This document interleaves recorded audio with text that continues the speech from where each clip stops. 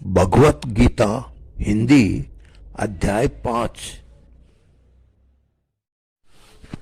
अर्जुन बोले, कृष्ण, आप कर्मयोग से के संन्यास की और फिर कर्मयोग की प्रशंसा करते हैं, इसलिए इन दोनों में से जो एक मेरे लिए भली भांति निश्चित कल्याणकारक साधन हो उसको कहिए। जिसे भगवान बोले, कर्म और संन्यास और कर्मयोग ये दोनों ही परम कल्याण के करने वाले हैं, परंतु इन दोनों में भी संन्यास से कर्मयोग साधन में सुगम होने से श्रेष्ठ है। अर्जुन, जो पुरुष न किसी की से द्वेष करता है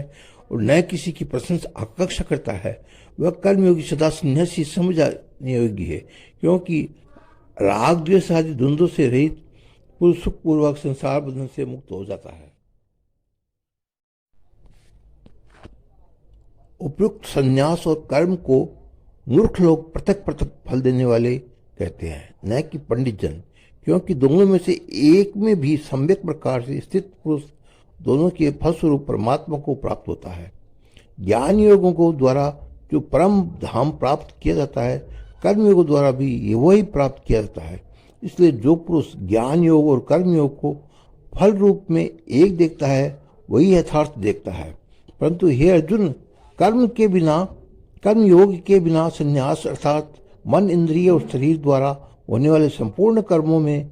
कर्तापन का त्याग प्राप्त होना कठिन है, और भगवत वत्सल स्वरूप को मनन करने वाला कर्मयोगी परब्रह्म परमात्मा को शीघ्र ही प्राप्त हो जाता है।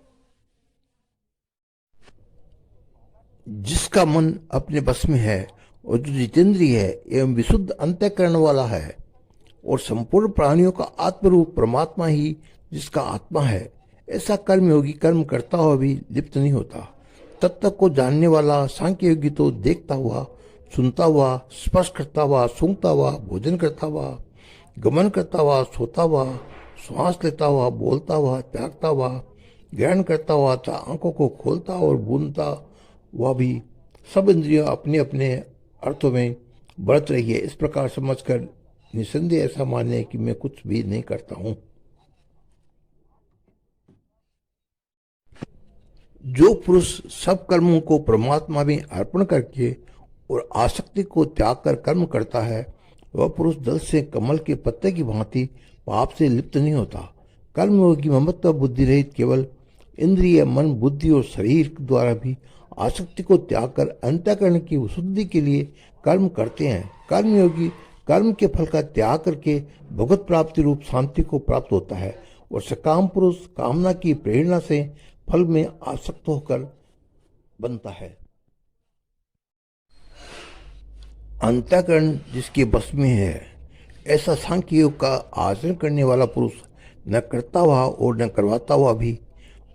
9 द्वारों वाले शरीर रूप घर में सब कर्मों को मन में से त्याग कर आनंद पूर्वक सच्चिदानंद घन परमात्मा के स्वरूप में स्थित रहता है। परमेश्वर मनुष्य को न तो कर्तापन की, न कर्मों की और न कर्म फल के संज्ञों की ही रचना करते हैं, कि तो स्वभाव ही बरत रहा है। सर्वव्यापी परमेश्वर भी न किसी के पाप कर्म को और न किसी के शुभ कर्म को ही ग्रहण करता है, कि तो अज्ञान के द्वारा ज्ञान ढका हुआ है, उसी के से सब अज्ञानी मन से मोहित हो रहे हैं। परंतु जिनका वह अज्ञान परमात्मा के तत्व ज्ञान द्वारा नष्ट कर दिया गया है, उनका वह ज्ञान सूर्य के सदस्य उस सच्चिदानंद धाम परमात्मा को प्रकाशित कर देता है। जिसका मन तद्रुप हो रहा है, जिनकी बुद्धि तद्रुप हो रही है, और जो सच्चिदानंद घन परमात्मा में ही जिनकी बुद्धि निरंतर एक ही भाव से स्थित है, ऐसे तत्परायण पुरुष ज्ञान के द्वारा पाप रहित होकर अपुनरावृत्ति को अर्थात परम गति को प्राप्त होते हैं। वे ज्ञानी जन विद्या और विनय युक्त ब्राह्मण में तथा गो, हाथी, कुत्ते और चांडाल में भी समदर्शी ही होते हैं। जिसका मन समभाव में स्थित है, उनके द्वारा इस जीवित अवस्था में ही संपूर्ण संसार जीत लिया गया है, क्योंकि सच्चिदानंद घन परमात्मा निर्दोष और सम है। इससे सच्चिदानंद घन परमात्मा में ही स्थित है। जो पुरुष प्रिय को प्राप्त होकर हर्षित नहीं हो और अप्रिय को प्राप्त होकर उद्विग्न नहीं हो, वह स्थिर बुद्धि संशय रहित ब्रह्मवेता पुरुष सच्चिदानंद घन परम ब्रह्म परमात्मा में एक ही भाव से नित्य स्थित है। बाहर के विषयों में आसक्ति रहित अंतःकरण वाला साधक आत्मा में स्थित जो ध्यान जनित सात्विक आनंद है उसको प्राप्त होता है। तदनंतर वह सच्चिदानंद घन परम ब्रह्म परमात्मा के ध्यान रूप योग में अभिन्न भाव से स्थित पुरुष अक्षय आनंद का अनुभव करता है। जो ये इंद्रियां तथा विषयों के संयोग से उत्पन्न होने वाला सब भोग है, यद्यपि विषयी पुरुषों को सुखरूप भासते हैं तो भी दुख के ही हेतु है और यदि अंत वाले अर्थात अनित्य है, इसलिए हे अर्जुन, बुद्धिमान विवेक पुरुष उनमें नहीं रमता। जो साधक इस मनुष्य शरीर से शरीर का नाश होने से पहले पहले ही काम क्रोध से उत्पन्न होने वाले वेग को सहन करने में समर्थ हो जाता है, वही पुरुष योगी है और वही सुखी है। जो पुरुष अंतरात्मा में ही सुख वाला है, आत्मा में रमण करने वाला है तथा जो आत्मा में ही ज्ञान वाला है, वह सच्चिदानंद परम ब्रह्म परमात्मा के साथ एक ही भाव को प्राप्त संग के योगी शांत ब्रह्म को प्राप्त होता है।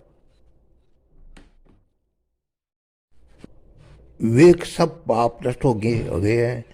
जिनके सब संशय द्वारा ज्ञान के द्वारा निवृत्त हो गए हैं, जो संपूर्ण प्राणियों के हित में रहता है और जिनका जीता हुआ मन निश्चय भाव से परमात्मा में स्थित है, वे ब्रह्मवेता पुरुष शांत ब्रह्म को प्राप्त होते हैं।